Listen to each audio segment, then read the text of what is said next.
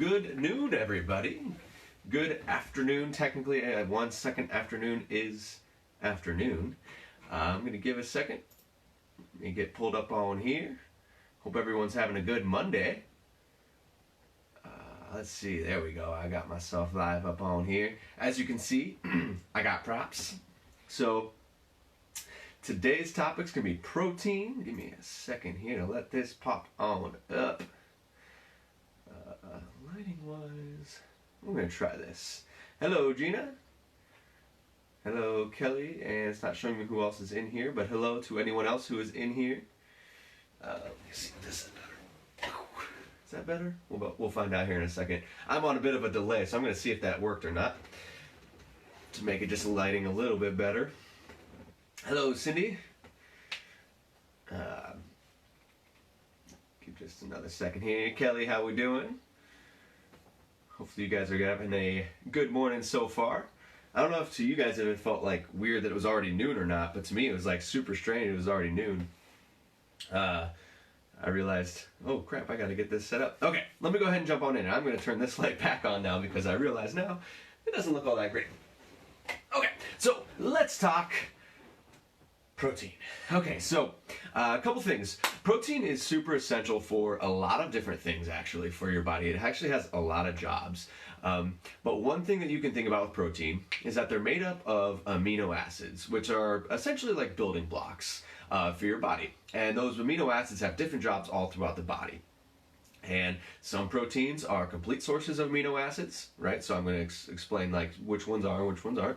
But mostly any animal sources are going to be complete proteins, meaning they contain all the amino acids in some variety.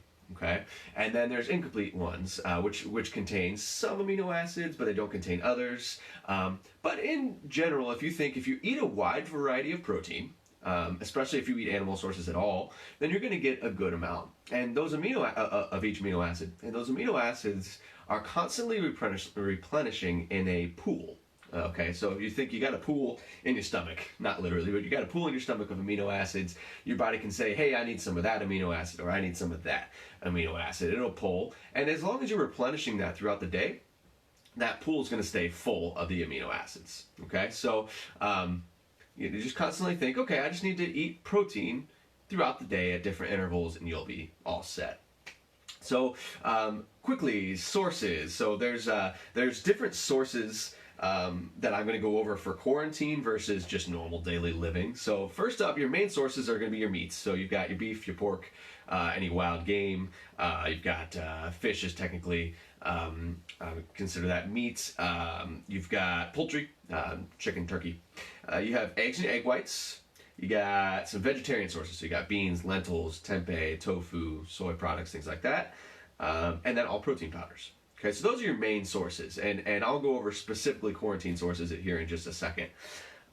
So what does protein do for you? So protein's got a few really, really important jobs. Okay, now the first one is that it builds and repairs every muscle tissue in your body, every connective tissue in your body, and helps with other processes as well. So think of it like the construction crew for your muscles, right? So whenever we work out, we're stressing our muscles, we're creating little tears in our muscles. Protein's like the construction crew that's going to come in and fill those holes up, repair your body. It also does that with connective tissue as well. So it's not just muscles. Basically, almost every single tissue in your body, muscle helps to repair. So that's its main job.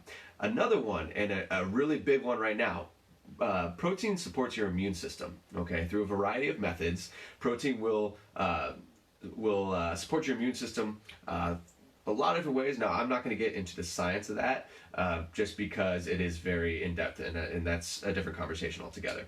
And then one of the other big things it does is it helps you feel full and stay fuller longer. Essentially, it turns off the release of ghrelin, which is the hunger hormone. So whenever you're feeling hungry, if you reach for some protein over something else, you're actually going to turn off that release of the hunger, and you're going to stay fuller longer. So that's one of protein's main jobs, and it works really well at.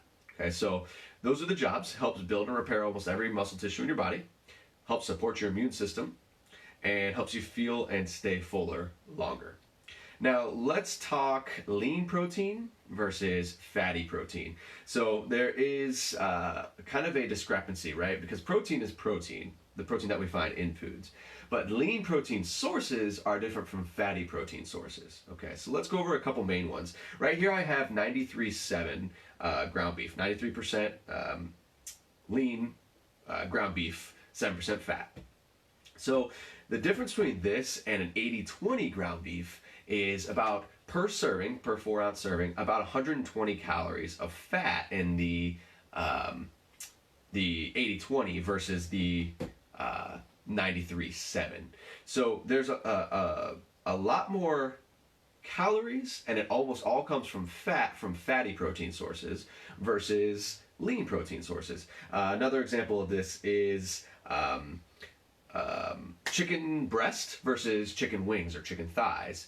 Chicken breast is almost entirely protein, and it's very, very low in calories. Chicken thighs, chicken wings, while they're delicious, have a lot more of fat, which means they also have a lot more calories to them.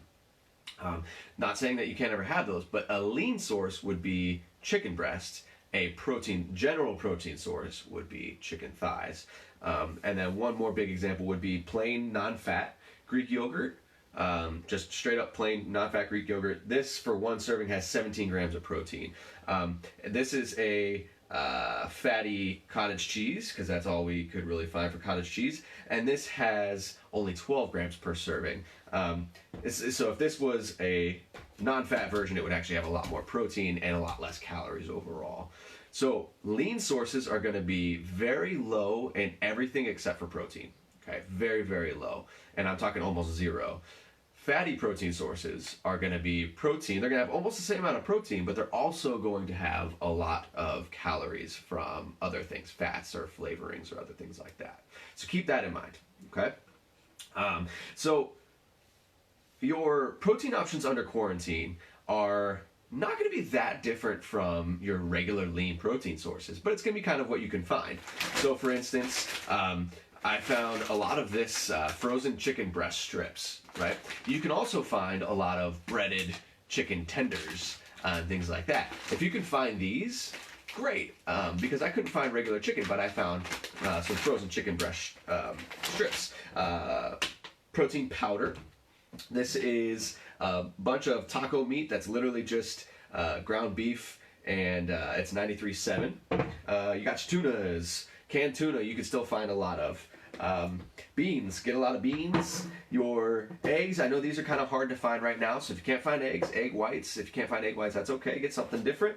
And then a lot of yogurt and cottage cheese. Again, you're not always going to find lean sources, and that's okay. Sometimes you might find the fattier sources. This is 4% milk fat cottage cheese as opposed to 0%. It's still a good protein source, it's just not a super lean protein source. So you just have to kind of keep that in mind. And then I got a whole lot of Greek yogurt. So all this to say, you can find good lean protein and stock up on it. This is what we found for protein, and we didn't stock up on, the breaded, super breaded chicken tenders. Well, we did last week because that's all we could find. But, once we found other stuff, that's what we stocked up on. We could have found bacon and sausage and other things like that, but instead we looked for this stuff. So always look for the lean protein sources, and then if you have to, supplement with just regular or fatty protein sources. So a couple action steps for you to take away from today.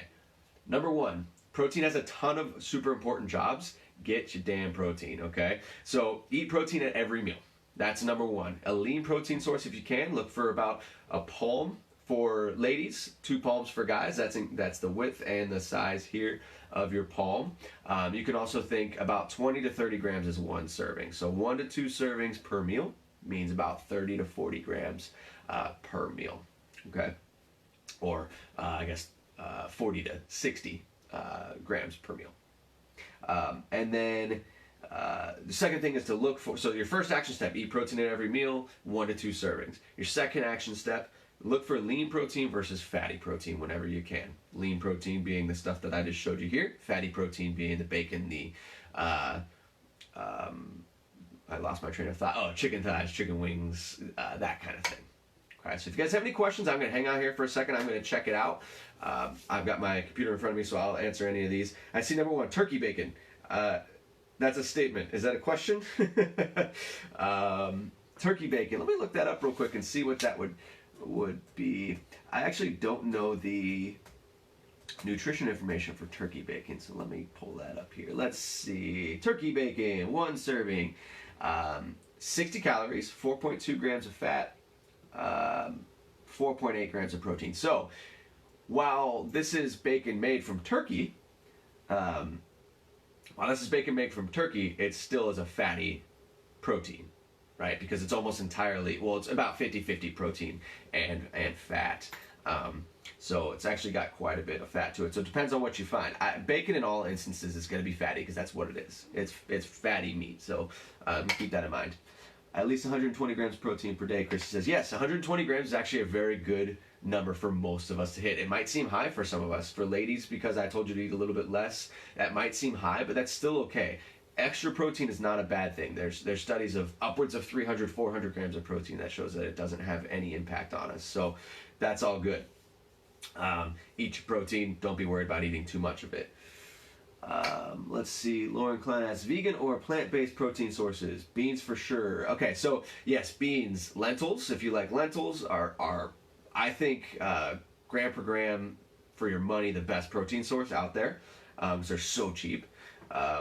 Protein powders. Now, this is a milk-based protein powder, but any protein powder is good. If you eat eggs, as a vegetarian, eggs. If you eat tofu, tempeh, some soy sources, those are going to be good options. Anyone else have anything you can jump on in? But those are the main ones that jump into my head right now. Let's see. Gina says okay. Danielle Marie likes the Star Wars posters. Yes, this is my part of my office. This is my zone that I got to decorate. So I'm glad you guys like that. Okay, let me make sure I didn't miss anything. Okay, awesome.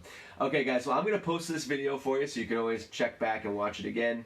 But hope you guys have a great rest of your Monday. Enjoy it, and I'll see you back here Wednesday for a Q&A where I'm going to sit down and just kind of answer anything you got.